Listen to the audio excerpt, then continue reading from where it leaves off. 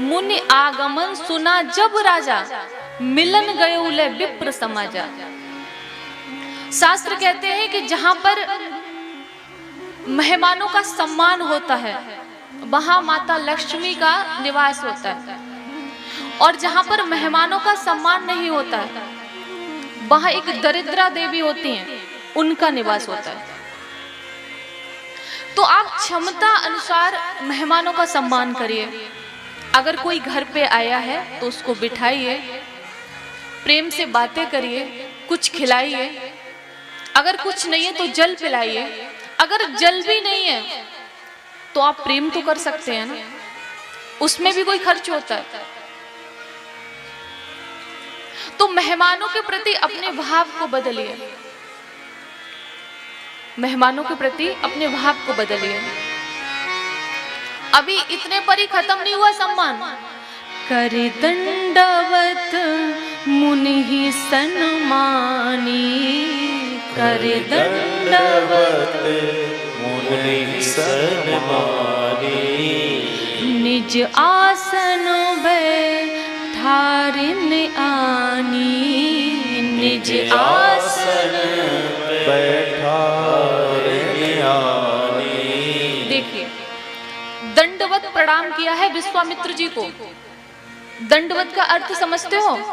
हाँ, कैसे होता है? करके दिखाओ, बैठे रहो। अगर सच्चाई पूछो तो दंडवत का वास्तविक अर्थ क्या है? जैसे एक लाठी होती है, उसको ऐसे खड़ी लाठी को छोड़ दिया जाए तो वो जिस स्थिति में गिर जाए उसको दंडवत प्रणाम कहते हैं। अगर इस प्रकार व्यक्ति करता है, अयोध्या के राजा जिनकी देव समाज भी पूजा करता है, वो राजा दंडवत प्रणाम कर रहे हैं और निज आसन, अपने निजी सिंहासन पर बिठाया है। हम लोग घर के दरवाजे के अंदर कर ले, बहुत बड़ी बात है। मेहमानों को घर के दरवाजे के अंदर कर ले, बहुत बड़ी बात है।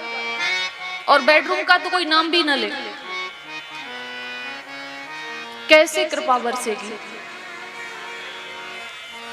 चरण पखारे कीने अति पूजा, चरण पखारे कीने अति पूजा।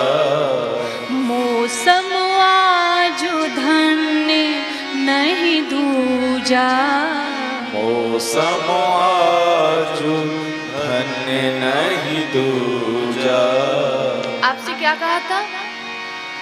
प्रात काल उठ के रघुनाथा, मातु पिता गुर नावे माथा। इसी प्रमाण के लिए इस प्रसंग में आई थी मैं कि सवेरे को उठ के राम जी सबसे पहले अपने माता पिता को प्रणाम करते हैं, गुरु को प्रणाम करते हैं, फिर आज्ञा लेते हैं, उसके बाद कोई कार्य करते हैं, ये कहा था।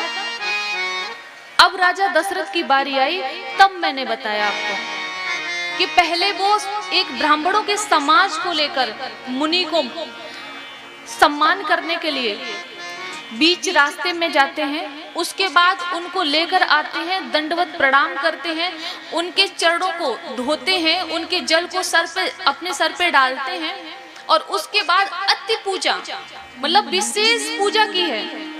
और फिर क्या कहते हैं? मौसम आजो धन्य नहीं दूजा, मौसम आजु धन्य नहीं दूजा। कौन कहता है मेहमानों को बुलाकर कि आप आए तो हम धन्य हो गए, बल्कि कुछ खर्च के लिए कहते तो सारा धन ही चला गया। मौसम आज धन्य नहीं दूजा, शिक्षा लीजिए। रोज आज तीसरे दिन कथा है और रोज मैंने बोला है रामायण जीना सिखाती है, सभी को रामायण पढ़नी चाहिए।